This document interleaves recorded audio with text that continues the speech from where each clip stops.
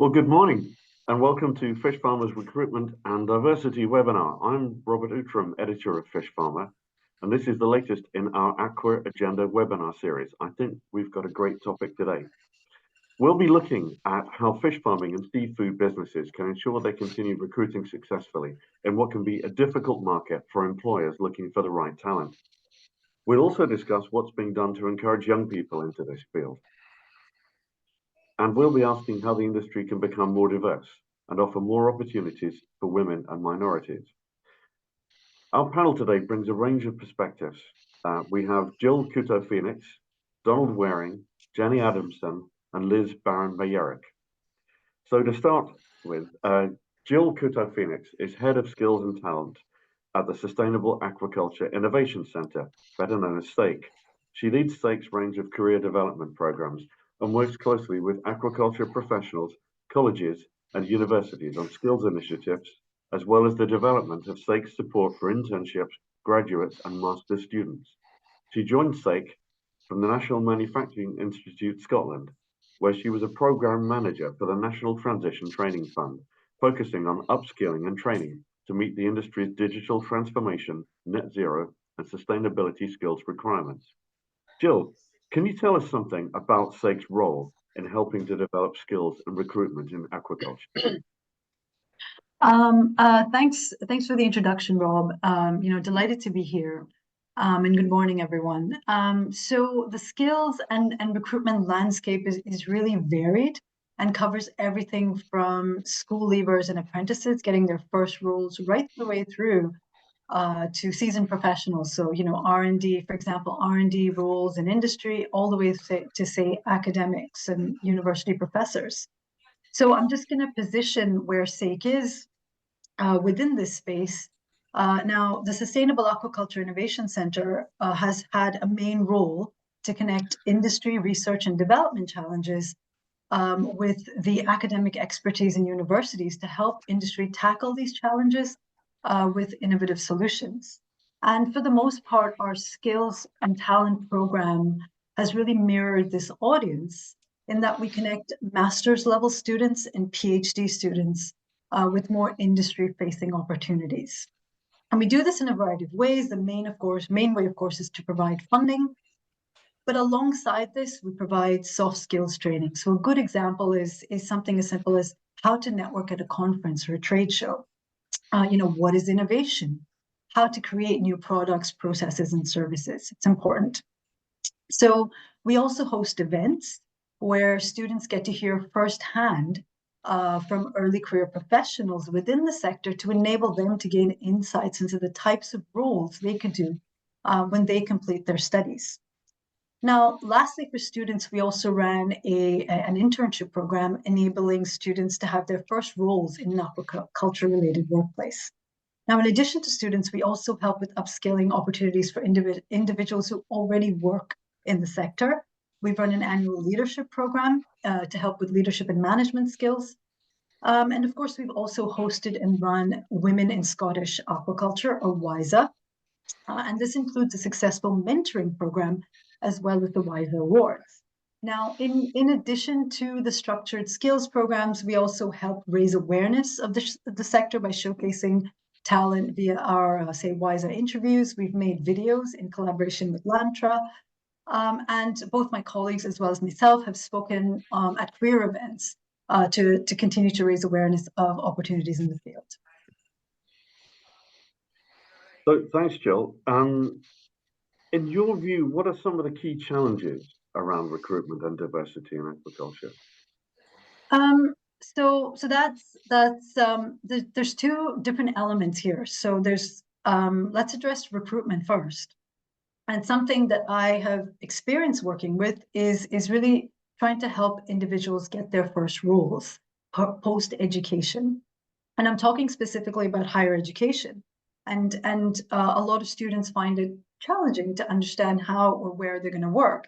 And I think mainly because there's this disconnect really between workplaces and the knowledge of jobs and the education system. And, simply put, as we go higher and higher, there's a bigger focus on accumulating knowledge versus accumulating experience. And this is especially true for, say, your general degrees like biology or physics, like something that's not related to a profession, very transparently. So further education, of course, is quite a happy medium college, because it gives opportunities for both. So these types of programs are something that would be quite beneficial. Now, the second component you asked about was diversity. And now this is, of course, as we all know, a whole area of human resourcing, and it's a multifaceted challenge. So one element that I'd like to offer insight into is representation. And, we often hear representation matters.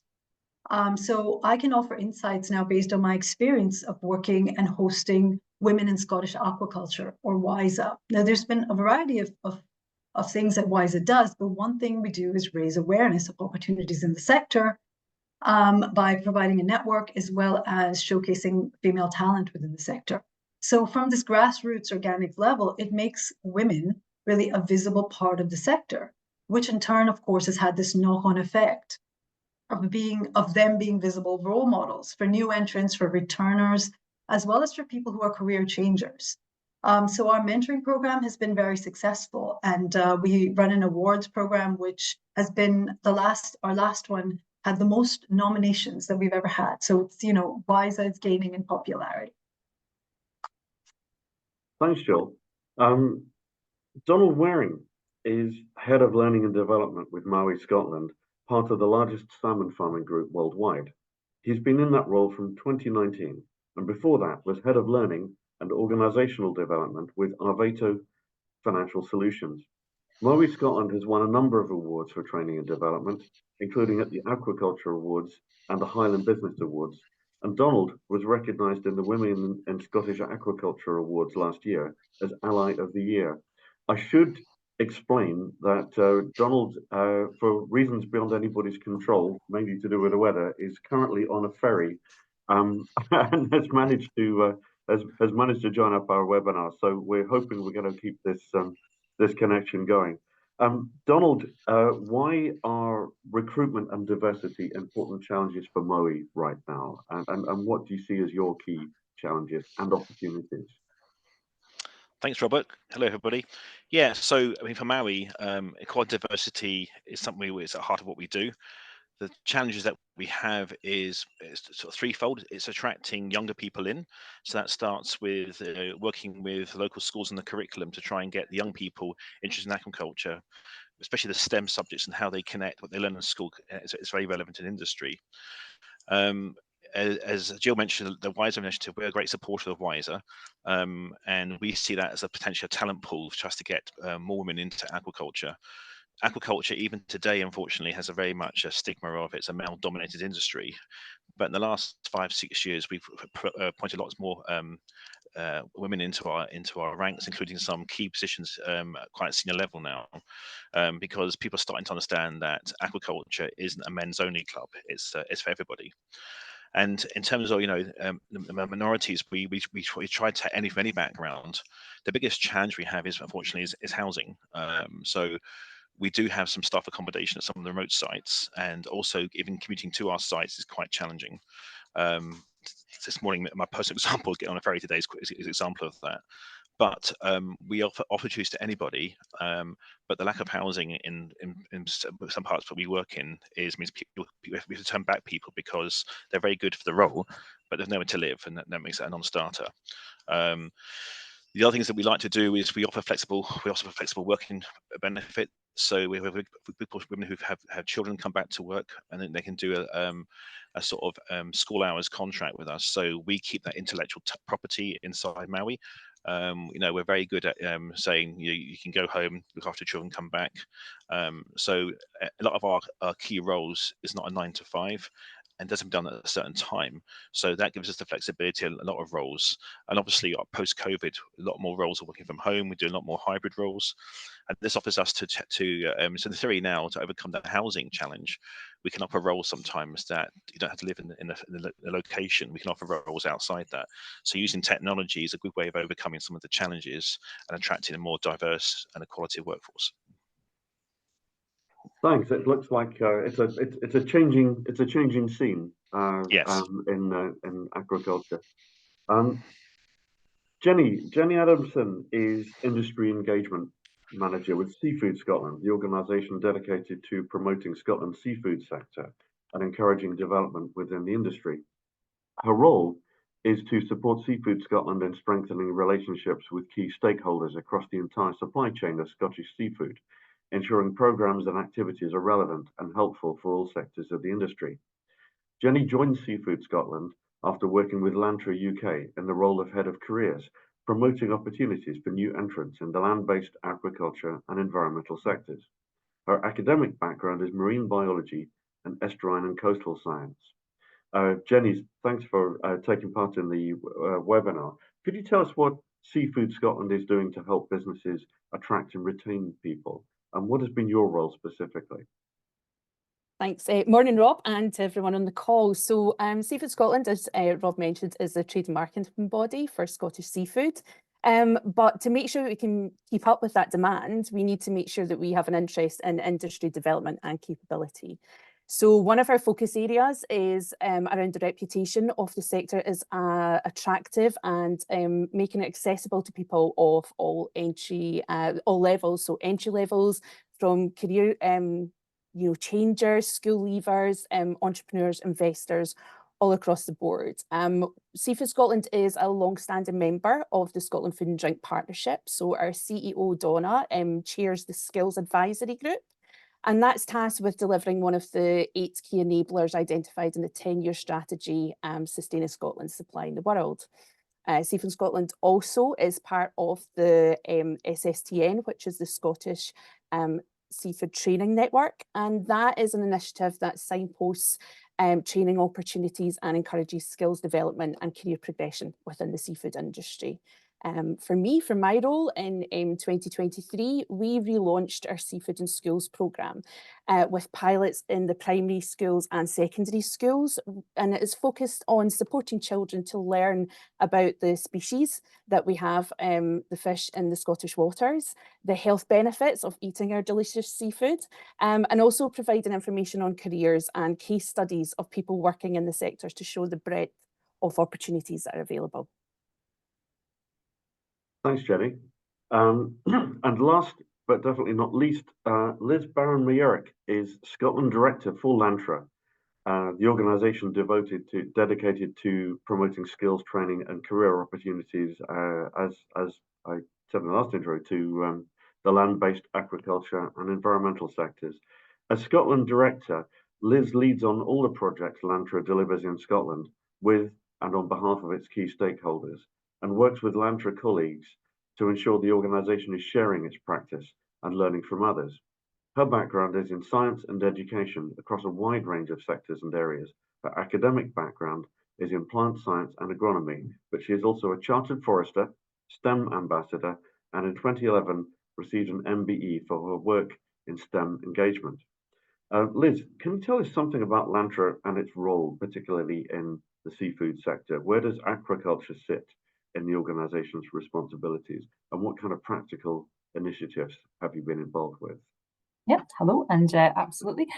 Lantra is the Sector Skills Council for land-based aquaculture, and aquaculture as one of the key industries within our sector. It's really important for us to help them to meet the skills needs of the individuals and businesses that sit within aquaculture. And aquaculture is different from some of the other sectors that we support. It is predominantly larger companies. If you compare that with agriculture, they tend to be micro SMEs. And forestry has some large companies, some small, but not to the scale of aquaculture. But then it's also it's also the same as some of our other industries in that recruitment is a challenge.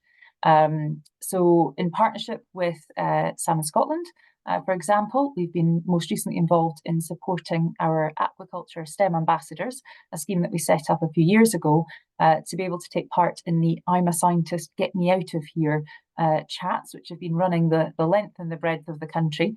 And that helps to connect school kids and whole class groups to connect with real life scientists in real-time chat rooms. You have to type really fast. Where they can get a sense for how much the folk in aquaculture really love fish and the exciting and diverse careers that could be open to them if they decided to pursue a career in the sector.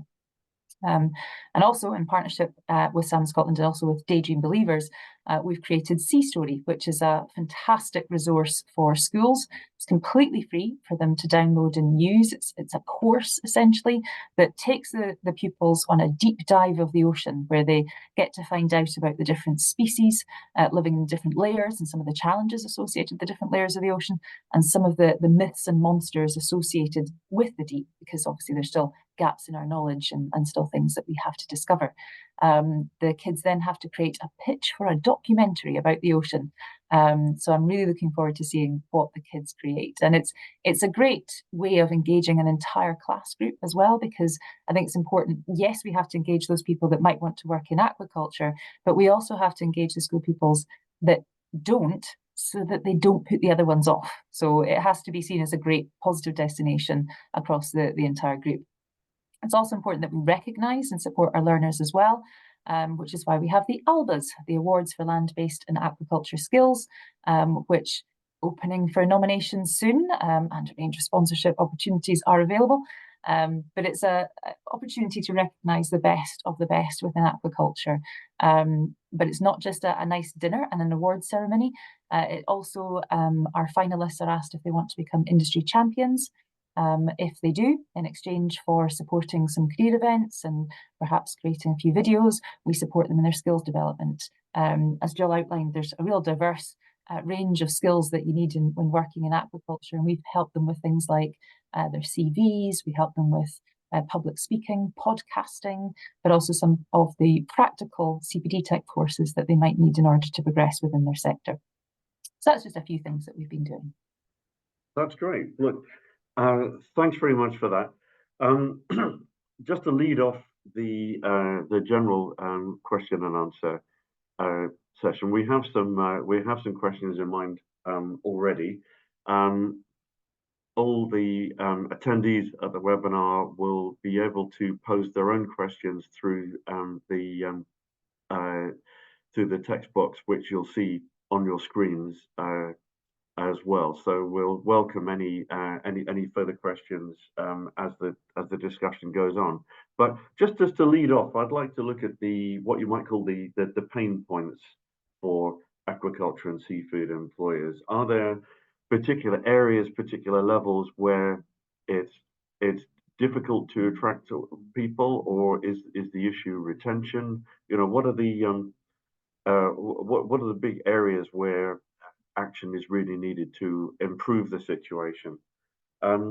Maybe we could begin with Donald. How does that look from your company's point of view? Yeah, I mean, it's we have key roles. So we have a lot of specialisms in our areas, whether it be health team, veterinary, engineering. The biggest challenge I think we have, we compete with other companies in a very shallow talent pool. So you know, quite often people will move jobs for a few more holidays or a bit more money. So it's twofold for me. It's one, it's attracting the talent, but more crucially, it's retaining that talent. And it's almost like rob Peter pay Paul kind of thing. In our more sort of rural areas, it's less challenging because we are the main employer in some of the rural areas, and obviously means people can stay at home in their area of their choice and have a good career and earn a good living. So it tends to be where there is more. I'll give an example. Fort William, for example, the Loch Harbour area is harder to attract because of the competing, you know, other companies competing. Whereas, say, somewhere down Achtermachlen or somewhere in Skye, where we actually have a quite inclusive workforce, we tend to have no problem recruiting in that areas. So it depends on the area and the sort of geography, and obviously. The other thing I probably would say is obviously, you know, some does have a bad press sometimes, and sometimes that can put people off. But I think the key strategic forward we're doing with the people on the panel with me is to attract the future workforce in, and you know, as Liz was saying in her piece, you know, getting people the right access to aquaculture is absolutely key, because that's going to be our future talent. The other challenge we have is you know, quite an aging workforce, so a lot of people will retire in the next 5 to 10 years. So where do we get that talent for, and how do we maintain the experience levels? So these are the key challenges we're currently facing. Jeni, with Seafood Scotland, you'll be engaging with a number of people both in aquaculture and seafood processing as well. Where are the kind of areas that you're finding that people are finding it the biggest effort to attract and retain people? Yeah, thanks, Rob. I think we want to attract the domestic workforce, which we've talked about there, and make sure there's the understanding and the visibility of the types of jobs that are available. But we also have to think about the sector needing fresh talent from beyond our shores. So it might be that there's skills that don't exist in the UK at the moment or exist in the right numbers. So we need something that the UK government can support important supply chain roles such as fish processing, as you mentioned there, and come up with some kind of approach to immigration that's long term and ensures the UK economy can continue to have that access to the skilled foreign workers. So that's something that we're certainly hearing a lot about within our industry. And I take it that's not something that the current system really addresses very well. Not long term. So yeah, it's something that there's maybe a more flexible approach being needed. So yeah. Yeah. Jill, what kind of things are you hearing? I mean, again, it's again, as you know, Donald has kind of summarized it really well, and you know, Jenny's brought up quite a few good points as well, and I think from my perspective in SAIC, what we try and do is again work with those that are close to the industry or with people in the industry to try and tailor the programs that we run to support and try and be of as much use as we can. And so, you know, I always take advice on how we can make our programs better or much more adaptive. So our MSc programs, for example, you know, we widened the different MSc programs that could be eligible for an award for a scholarship for aquaculture, because there was that recognition that we wanted to bring in diverse talent.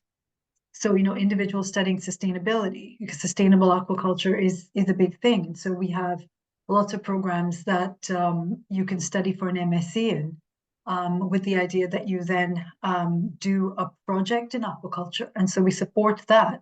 And so we're trying to, from those routes, you know, either have individuals directly working within aquaculture companies, or you know, they have this awareness of the MSc and PhD level of how the sector works. And so wherever they work, you know, they have a good impression, and they become ambassadors almost for the sector in that way. So I think from the SAIC perspective, we've you know, our answer is really to try and adapt our programs so that we can support the sector as best we can.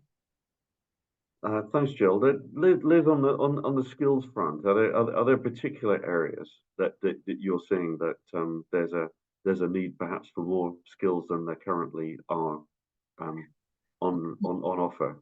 Yes, absolutely, and that's partly because all the sectors, all the land-based, well, every sector, I think, apart from maybe forensic science, which always recruits well, is struggling to recruit at the moment. So it's not even just robbing Peter to pay Paul, it's robbing Peter and Paul to pay Philip. So people are being nicked from all different sectors. So because there is transferable skills, but that can also be a bit of an advantage as well, because we have transferable skills between some of the different land-based and aquaculture sectors.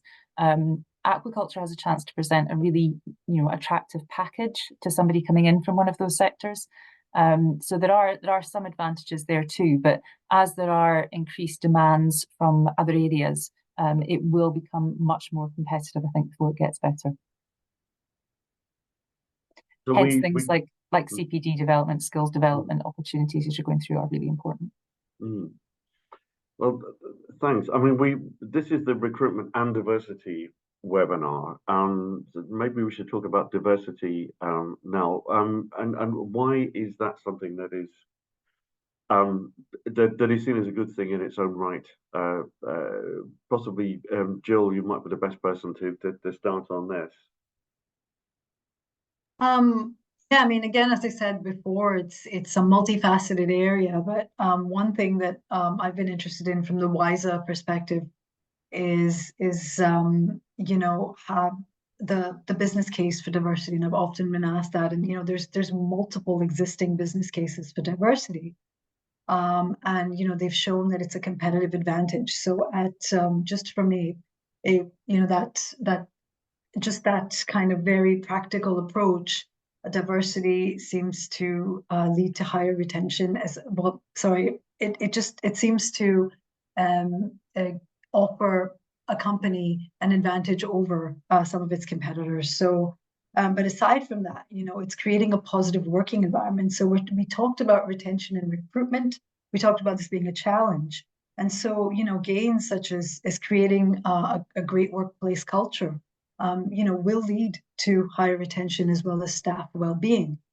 This has now been shown in terms of data and numbers. And so really investing in a long-term program, you know, with a clear strategy and you know, time-dependent goals, you know, could actually mean that you are going beyond the kind of, you know, an innovation advantage, or we're going to make more money, or we're going to enter new markets. You're actually going to say, well, actually, we are creating an environment where we're nurturing our staff. And this will be something that companies should be taking seriously, and hopefully they will. And does anybody else want to jump in on this one? Liz. Sorry, couldn't unmute there. Yeah, I think on the diversity side, you know, it has been proven. We did quite a lot of work in this with women in agriculture as well, and women in forestry. That companies that are more diverse are proven to attract a greater customer base, a greater number of customers, because they better understand the needs and the requirements of that customer base. The workplaces are often more interesting as well to be. They tend to be easier to manage because workers tend to be more aware that not everybody thinks like them. And we'll take the approach that we take more time to explain and discuss what they're doing, and that time can lead to suggestions for improved practice using the different experiences and expertise within the team. So certainly that's been my experience anyway.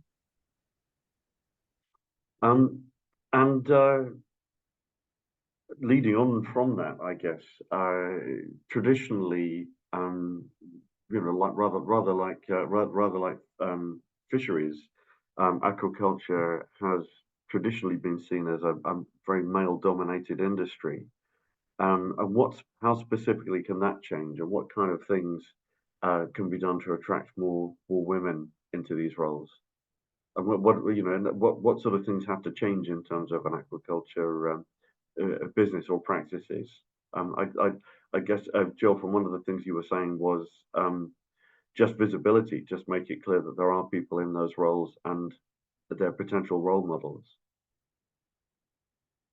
Well, I mean, yes, I mean, representation really does matter at every level as well, because you know, if you can't imagine yourself in a role, nor if you don't see anybody in it, you always retain the stereotype. So if it is a stereotype that these are male-dominated industries, you know, they're very manual, then it's a stereotype that's retained by maybe not necessarily only women wanting to go into a sector or thinking that this might be a career for them, but just in general, you know, it's just our general view.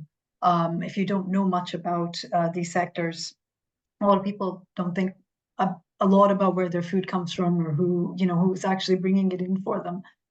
They might not know. So I think, yes, that visibility really matters. You know, Donald mentioned flexible working, and we talk about flexible working all the time. You know, that's also something that, you know, I think personally is a workplace game changer. You know, but it's great for women. I think it's really great for all carers. You know, so people who are caring for children, caring for elderly parents, caring for themselves, perhaps. You know, I think it gives today's worker agency, and I think that matters for employees these days. Any other thoughts on that, Jeni? Any thoughts on women in the seafood industry?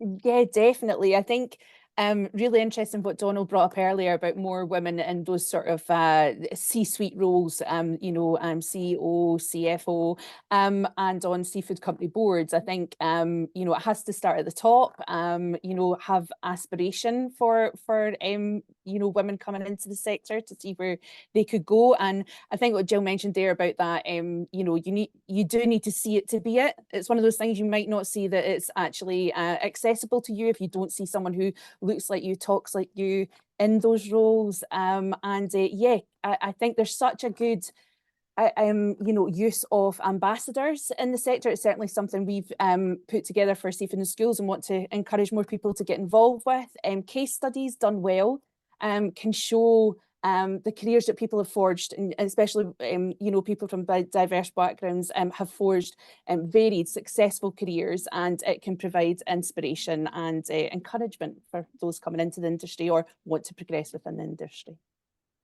And Liz, what sort of how much of a focus is this for Lantra, and what sort of things do you think are working in terms of bringing more women into these kind of sectors?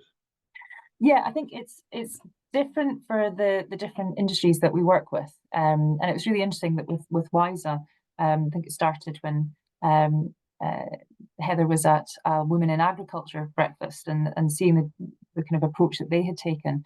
But with Women in Agriculture, there was a lot of focus on CPD and short courses. I don't think that was quite so much of a demand for aquaculture. It was very much more around the networking, support mechanisms, mentoring. And so I think it can vary. I agree, you have to see it in order to kind of want or be able to imagine yourself within that role. And that can start really early on from the school side, as Jeni was mentioning as well.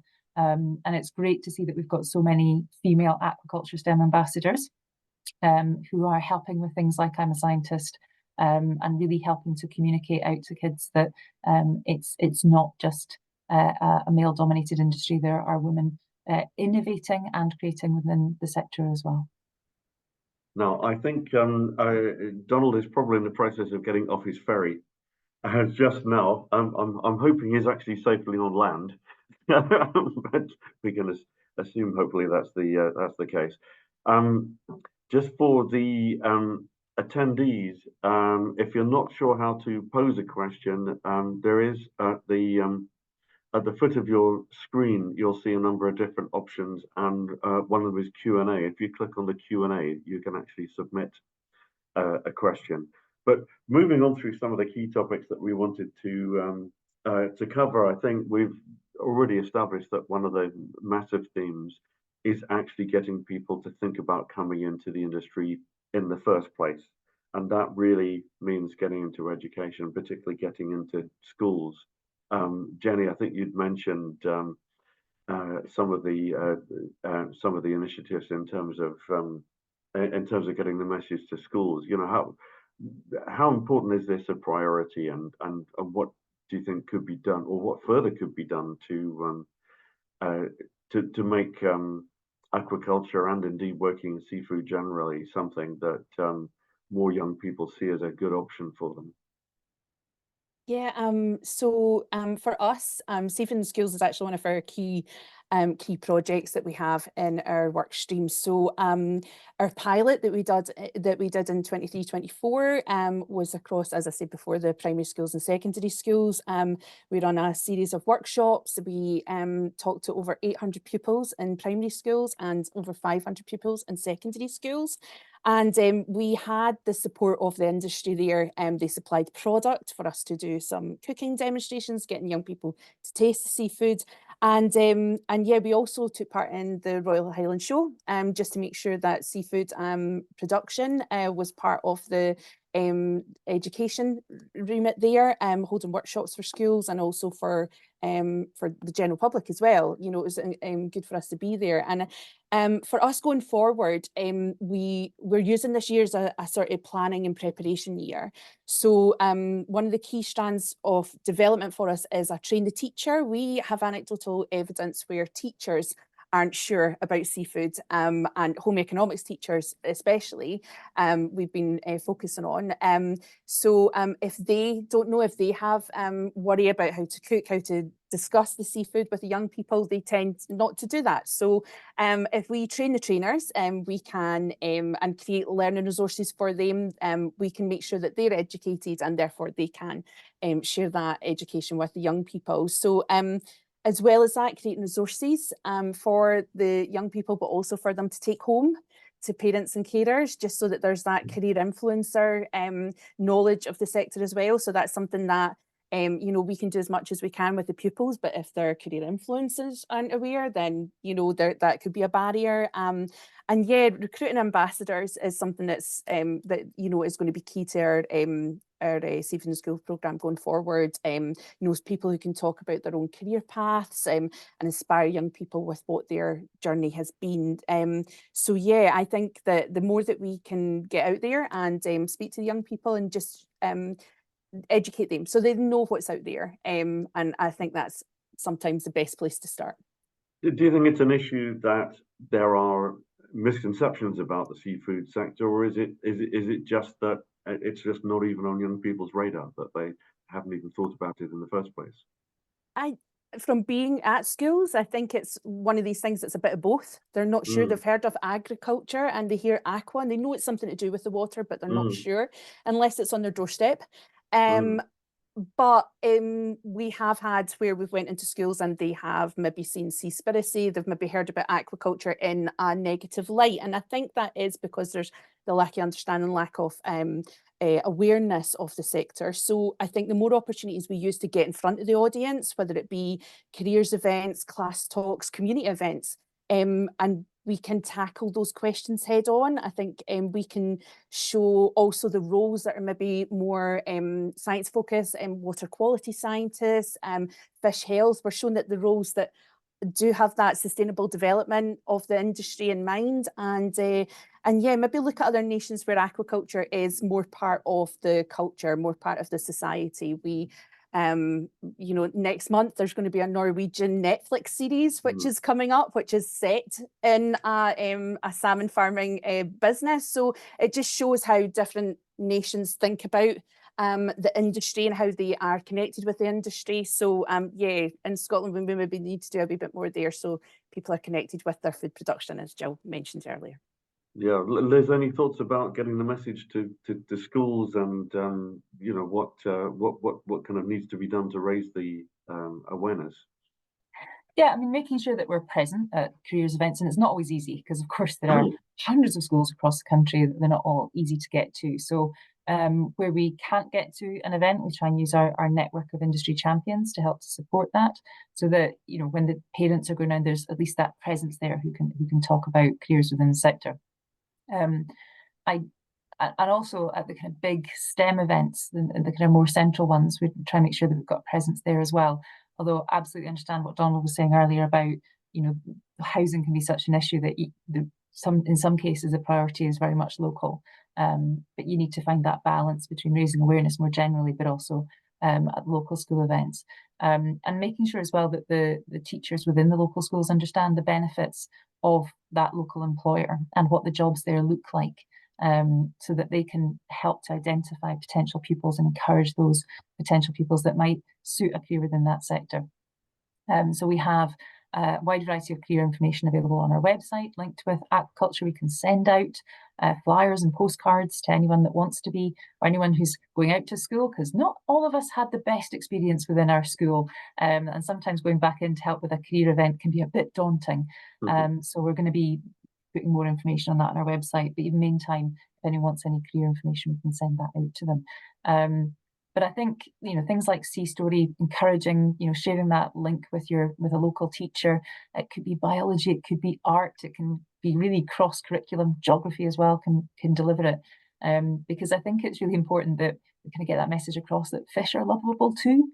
And that's kind of sometimes really obvious to people who are working in aquaculture. It's not so obvious to those who are not working in aquaculture. And that kind of passion and that enthusiasm for the subject can really help to spark the interest in young people as well.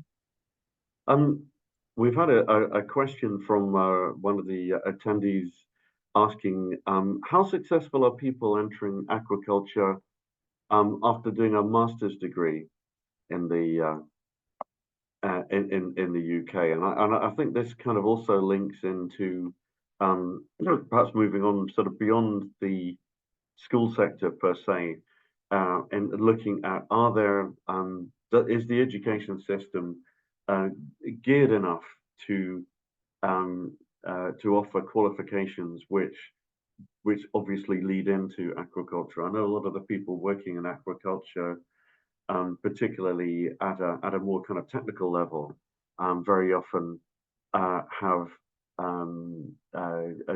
a qualification in something like marine biology rather than something that's more kind of specifically geared to aquaculture. Certainly, so our attendee who's posed that question said many friends who did the program in universities actually ended up either in some cases, if they came from another country, returning to their home countries or doing other jobs which weren't specifically in aquaculture. Is there a sufficient of a link up, could we say?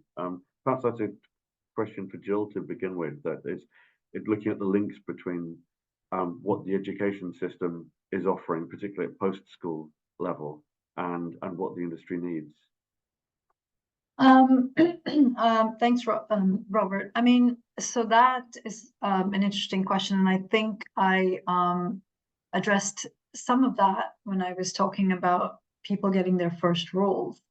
Now, SAIC has developed a network to enable us to work with many different universities, and through our soft skills programs and our events, we try and connect individuals with early career professionals so that they can understand the types of roles they could do in aquaculture.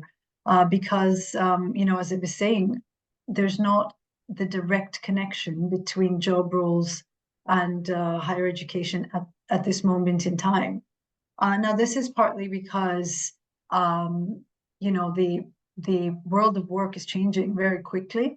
And there's always new roles, there's new functions, but also curriculums are set. There's and so projects are a really good way of doing that. So with our MSc programs, for example, individuals are encouraged to work with companies, and we help them make those connections, I think, so that their work can reflect ongoing, say, challenges, research and development challenges within the sector. So, but at the end of the day, it's up to the individual to be able to make these connections and start to get a job. So, aquaculture again covers a diverse variety of roles, and so doing an MSc in aquaculture, to think that you're going to do an MSc in aquaculture and then get a job as a junior aquaculture scientist, I think, might or might not happen. And you can say that about really any degree. And so I think it's that understanding of what you get from a degree, and how you then take that and transfer that into the world of work becomes important. And our soft skills programs are trying to help address that. And anybody else, any thoughts on the qualifications that are out there and whether that links sufficiently well with what the industry needs? Yeah, I'm quite happy to come in on that one as well. I think because the profile for aquaculture is so different from some other sectors. There's a lot of adult returners. The age variation on the apprenticeship programs, for example, within aquaculture is much more significant than it would be for horticulture, say. A lot of people discovering it later on. But the funding system for new entrants is very much set up for you go to school or you go to college or you go to university and you do that in that order and then you get a job. And it's different for aquaculture. So I think there's been quite a wide variety of routes in, and the master's is almost like a conversion course in some cases, has been used in forestry probably in particular. But I think within aquaculture, I don't think we can get past the fact that the apprenticeships have been given a great return on their investment over the last few years. It's much cheaper to do an apprenticeship than it is to do a college course, but for the provider and and they're so far away from where the colleges and the providers tend to be, it's not that much cheaper for the person that's supporting the skills development. So it is really important that there's really good communications between the employer and the college training provider. Short courses in CPD are important as well. I don't think we should miss that out as having, importance. And I would really love to see there being a college course. At the moment, there isn't. It's the only one of the sectors where if you're a new entrant, it's just the apprenticeship route. That's the only way in. And I'm not convinced that a careers advisor, if somebody in front of them isn't sure about what they want to do, I'm not convinced they'd recommend an apprenticeship. Even though it might be the best thing for that individual, it's seemingly very final. Whereas a college course, if you don't like it, you might drop out and go and do something else. And at the moment, that just isn't an option because there isn't one available. So I think with the growing interest, with the growing demand within the sector, maybe now is not the right time because we're in a state of considerable flux within the skills system. But I think certainly it's something that I would love to see in the future. Yes, Jeni. Thanks, Rob. Yeah, I think just to just say a wee bit more about what Liz was saying there. I think as well it's about maybe sometimes the connotations of the word apprenticeship, and I think it's about demonstrating how those qualifications can be used to develop interesting career paths, and yeah, just to help the understanding of the qualification. And another thing that we certainly have been working a lot with the companies with and hearing is more of those sort of leadership and management courses. So those sort of CPD courses would be great, and harnessing cross-sector learnings from wider food industry, wider other sectors, just to get that different skills coming into the industry would be great. But yeah, there's just to add that there. I think we'd mentioned the Netflix. Well, you mentioned both sort of Seaspiracy and I think Billionaire Island, which I must admit rather possibly makes me a very sad person, but I am looking forward to that coming up on my Netflix screen in September. There's been quite a lot of media coverage of aquaculture in particular that's not been positive. It's very easy to get a bad press and quite hard to find a good press sometimes. That might be something that perhaps would put some young people off it. Do you think that's the case? And are there things that the industry can do to try and counter that image and provide a more positive picture? Anybody want to jump in on that one? I'm happy to come in on that one. I'll go first. Yeah, in some ways, it depends on the motivation of the individual coming into the sector. I'm going to use a comparison with a different sector. Within agriculture, for example, there tend to be two motivations. You either want to drive a big tractor or you want to work with animals. And if you have, if your motivation is working on the machinery side, that kind of aspect, that kind of connotations won't necessarily impact on their career choice. But if it's working with animals, it might. And for those that love the sea, fish and environment, the ones that we're really wanting to attract right now, those negative news stories will have an impact. But it's unlikely that individual will move away completely from the environment. They'll have that passion for working outdoors, they'll have that passion for working within the environment. And I think, as the positive press, as the best practice and those stories get out there a bit more, we will be able to attract them back in again. It is a challenge, don't get me wrong, but I think that there are so many good news stories, getting better at communicating them through the schools, but also in the kind of general media, through things like the STEM ambassadors, through things like Sea Story. I think that we can have a really good counter message for that. Jill, this must be something that has been very much on SAIC's mind for quite a long time.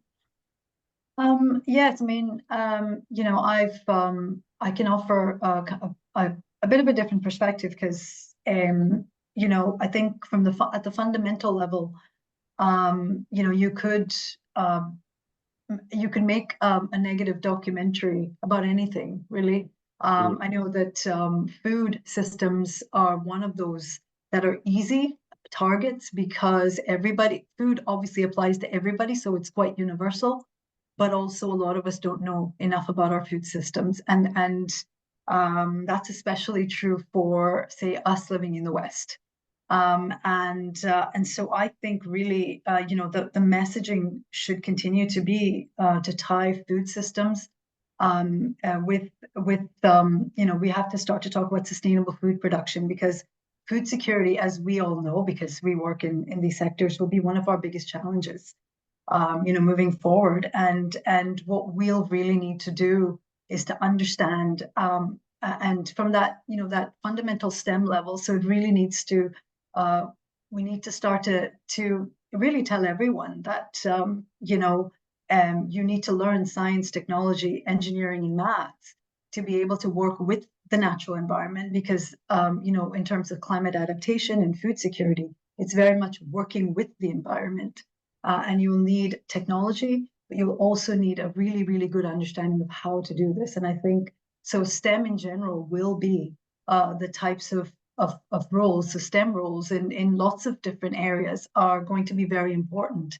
And so, going beyond Seaspiracy, there's a lot to be done in terms of us understanding our environment and how we can work with it. And I think, just starting to embed that, and Liz talked about some really good programs that she's worked on with schools. And I think, getting them interested in their environment and giving them that agency, knowing that if they go into STEM subjects, they will be able to do something about it in their future careers, I think is a really important message for us to keep hammering home, because I find that that's a really positive message that people want to hear. Jeni, any thoughts on the messaging? Is that a key for Seafood Scotland? Is the sustainability aspect of it something that you're keen to promote? Yeah, and it is just misunderstanding a lot of the time. It's just about getting in front of the audience. We found that when we were at the Highland Show, even though we're doing a lot with the young people, their parents and other people of the public were coming up and asking questions, and it was giving them that opportunity to ask someone in the industry. So the more that we can do that, whether it be based in schools, based in community events, and just being able to give that information to people, I think is really important. Yeah. One of the things that I've really found in the time that I've been doing this job has been that the rate of change of technology in the sector is probably far greater than most people outside of it would really appreciate. So, in what sort of ways does that change the kind of skill sets that are required for it? Because we're increasingly looking at remote management of farms. We're looking at companies looking at how to use artificial intelligence and underwater monitoring and an array of kind of monitoring devices that mean that you can actually do a lot of management of a fish farm from the comfort of being on land rather than actually being out kind of standing on top of a pen. And any thoughts from the panel on how that's changing both kind of the attractiveness of the sector and also the kind of skills that might be required in future? Liz? Oh, I'll let Jill go first. No, go ahead, Okay. Liz. Yeah. Well, I think my comment would be around data. When you've got more and more devices, you've got more measurements, you've got more possibility for remote management. The importance of being confident with data and understanding data becomes ever more important, particularly when you can't sense check it by physically being there and looking at a site. And a lot of people are not very confident around data, and it tends to be quite a long journey. So I would suggest that making sure that a team is very confident around the interpretation of that, they fully understand that, you're getting outside expertise, perhaps the training. Data Lab's fantastic to be able to provide some information on that side as well, and training. But yeah, the confidence of use of data and understanding that, particularly around modelling as well and predicting future reports, I think is very important at this stage. Jill.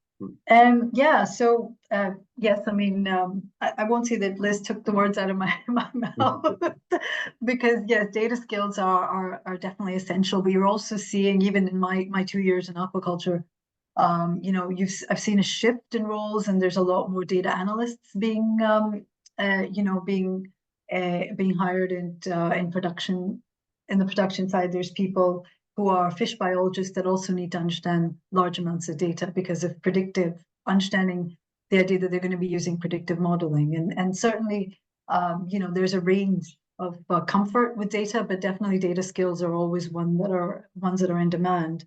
But to offer a slightly different perspective, you know, thinking about coming from manufacturing, where you know, data literacy is obviously not an issue with people who I worked with, and you know, bear in mind I've worked in a research and technology organization, so a lot of people had MScs and PhDs and were engineers, so data was very comfortable for them. But I think it's also important to that raising awareness piece. You know, the idea that not everyone's going to be working in these silos is also enabling engineers and data scientists to understand that they can apply those skills to food production, and because there's not always that awareness, you know, that the industry is changing and we need that. And so it's training biologists in data, but also training engineers in biology.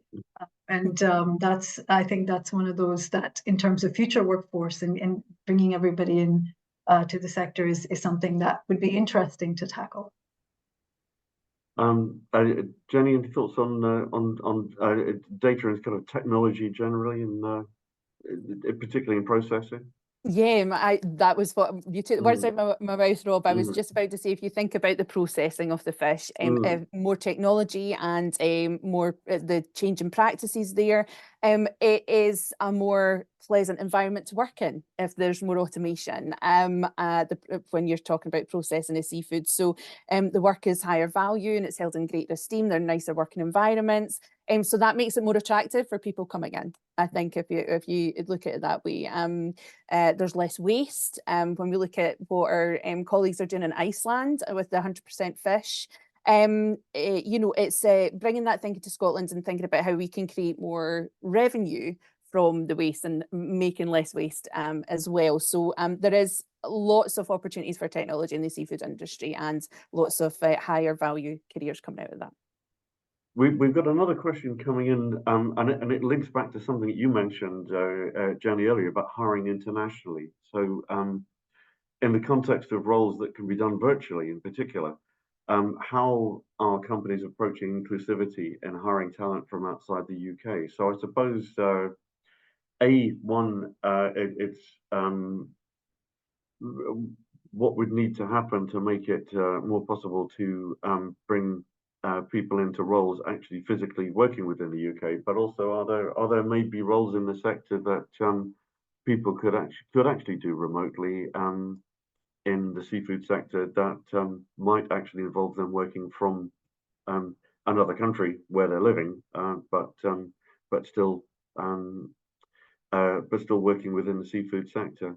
Are we at the point where there are any remote seafood roles, or is that still the stuff of science fiction? Any thoughts on that?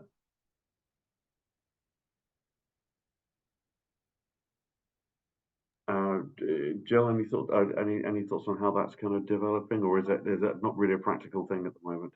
Well, I mean, I could certainly offer insights from say other roles, because there's not a lot of roles you can do from a different country. There's, you know, I mean, I know tech teams always work together, and they, you know, they have different ways of doing it. But I mean, you know, that would be, I think, as you put it, maybe the stuff of science fiction for now. You know, I think certainly we've, you know, this is something that's out of say my jurisdiction in a way, because I don't deal with visas and things, so that's up to the government, you know. And I think those types of decisions will have to be a government decision versus, say, something that we can offer insights into. Anybody else have any thoughts on the international dimension? And obviously there is a pool of talent out there internationally that perhaps would be an advantage if the industry could be better equipped to tap into that. Just that, yes, but then equally, as other countries start to do that as well, you end up with the same competition, don't you? So I think it's as Jill mentioned, there are visa issues which we don't want to talk about here, but the other aspect when people do come in from other countries, and we've seen this in forestry too, is that the practice can be very different. So you'd still need to have the kind of conversion courses, the kind of updating available as well. So just keep that in mind. Okay, well, I think we're drawing to the close of our allotted time. It's been a really interesting discussion. Unfortunately, due to unavoidable transport problems, I think we've I think we have lost Donald along the way, but we had a really good contribution from him and giving the Mowi perspective in this discussion. I think just to quickly summarize, it's certainly a challenge in that there is a requirement for recruitment in what at the moment is a fairly limited pool, just in terms of the numbers of people. And I think everybody would be very keen to get more people into that. One of the obviously key routes for that is to get the message across to schools, and it's really heartening to see that there's a lot of very exciting projects underway to get that message across, that it's not just a question of saying, well, we've got the jobs, hopefully people will find out about us and come. So that is really good to hear that there's things happening on that front, and also for it seems like there is a need for perhaps even more communication and engagement between educational institutions and industry. I guess that's probably true of most industries, that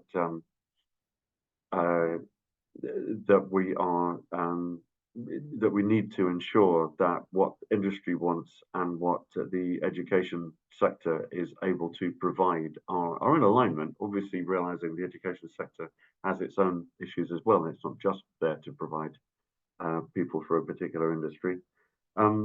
We've talked about diversity, and I think one of the key things is the working environment, and making a working environment which is going to attract people and which is also going to retain people. And I think that's a key issue. It's just diversity is perhaps a good thing in its own right. Perhaps even more importantly, it's about making organizations a better place to work, and ensuring that they can attract and keep the people that they need. And then finally, we looked at technology, and clearly the industry is changing, the skills required are changing, and to some extent the nature of the work is changing. And I think again, that's part of the communication as well, to explain to people that it's not just about jumping on a boat and hauling up nets. You know, there's a lot of different skills, and there's a lot of different roles within the seafood sector and within aquaculture generally. That's been a really it's been a really good discussion. Thanks to all our panelists, and thanks of course to everybody attending and taking part. That's been the second in our Aqua Agenda series, and there'll be news about the next in this series coming up at the end of this month. So it just remains to say to all attendees, please, when the webinar finishes, we're asking for your feedback. So it'll be really useful for us if you can just take a couple of minutes to fill in the very quick feedback form, which you'll see on your screens when the webinar finishes. So thank you all.